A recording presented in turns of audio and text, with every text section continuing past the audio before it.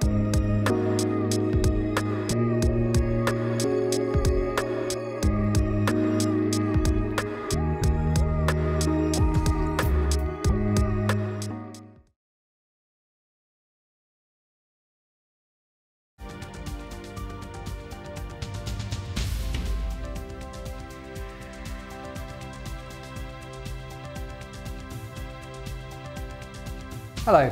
and welcome to the first weekly PV Tech newscast. Coming up in this week's programme, Deutsche Bank finances 2 large-scale PV parks in Italy and Spain. Shotal Solar claims 20.2% efficiency on monocrystalline cell. And find out which module manufacturers are aiming to win by teaming up with the cream of European football. First, Deutsche Bank has provided financing for 2 major PV projects in southern Europe. The bank's asset finance and leasing division helped fund the construction of SAG Solarstrom's 48 megawatt plant in Canaro, Italy, and arranged the debt financing required for Infraclass Energy 5 to buy a 15.3 megawatt system in Toledo, Spain. With a capacity of just under 50 megawatts, the Canaro plant is the 3rd largest in Italy and is due to be connected to the grid in the coming days.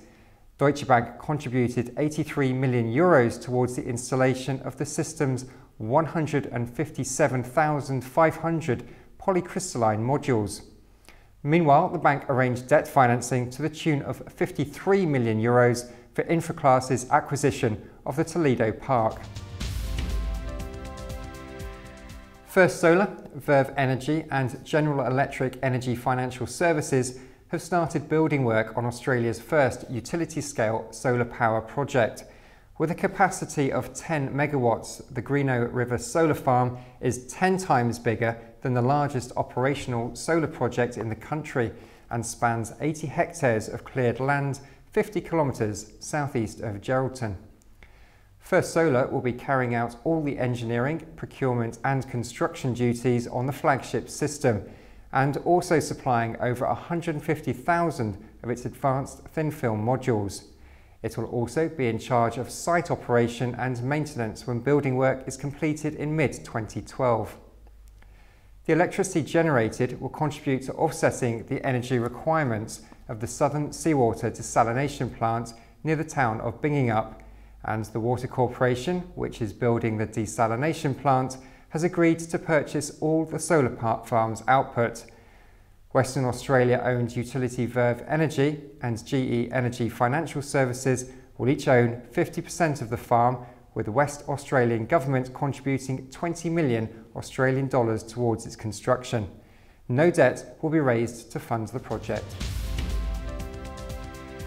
Continuing with its streamlining and single equipment technology realignment as a new subsidiary of Meyer Burger, RothRao said last week it had sold subsidiary CTF Solar to an unidentified Chinese investor. CTF is known for supplying cadmium telluride coating systems for the deposition of cadmium sulfide and cadmium telluride absorber films for the thin film PV manufacturing. At the same time, RothRao said that the Chinese investor had ordered a system at the beginning of the 3rd quarter of 2012. The equipment company said it will assist in the ramp-up stage and in further technological development. The project is slated for completion by mid-2013, with plans to supply 4 additional coating systems should the pilot project prove successful. RothRao acquired startup CTF Solar in February 2009 and is planning to offer CDT turnkey production lines as a general contractor. China-based Dayco New Energy has switched production technologies to increase its yield of trichlorosilane in response to growing demand. Dayco will adopt hydrochlorination technology for the conversion of silicon tetrachloride into trichlorosilane at its Wonju polysilicon manufacturing facility, which will grow its polysilicon output from 4,300 megatons to 9,000 megatons per annum. The change to hydrochlorination technology, which will lead to a trichlorosilane production capability of 220,000 megatons will require Dayco to retrofit its current hydrogenation furnaces to trichlorosilane deposition furnaces. This retrofitting project is due to begin in October 2011 with an anticipated completion date within the third quarter of 2012. The cost of this technology change will be somewhere in the region of $135 million US. Dayco recently revealed that it had secured a $150 million US loan from Bank of China in Shenyang. Shotal Solar has advised that it has achieved 20.2% efficiency on its monocrystalline screen-printed solar PV cell, a feat that was confirmed by the Fraunhofer Institute for Solar Energy Systems.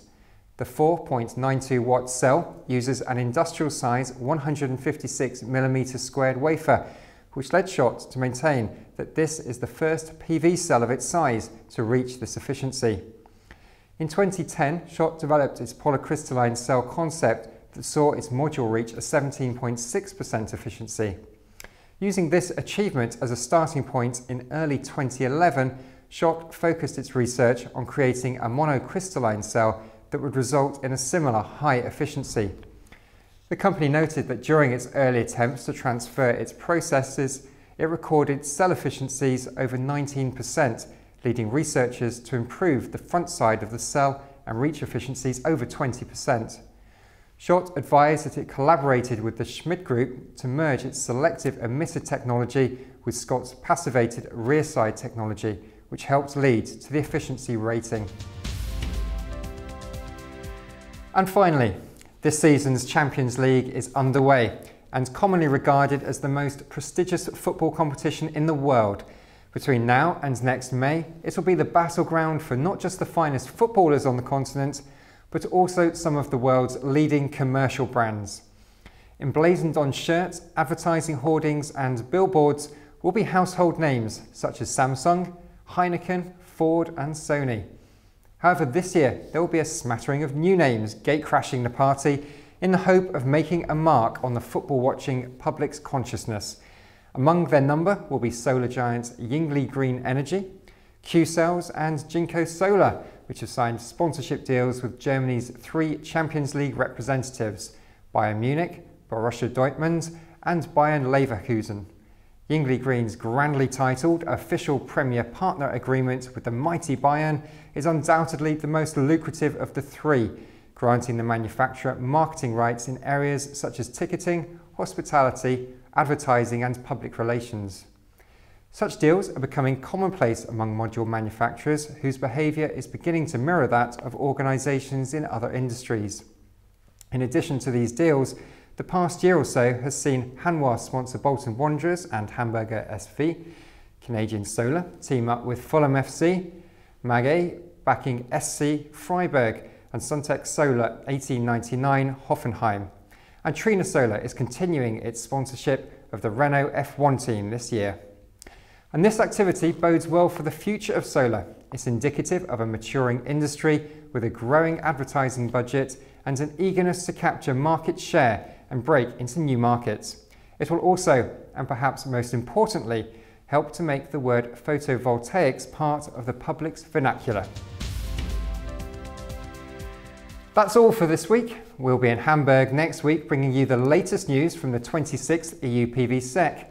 And of course, if you can't wait till then, you can always log on to pvtech.org to get the latest news from the PV industry. We look forward to seeing you then. Thanks for watching.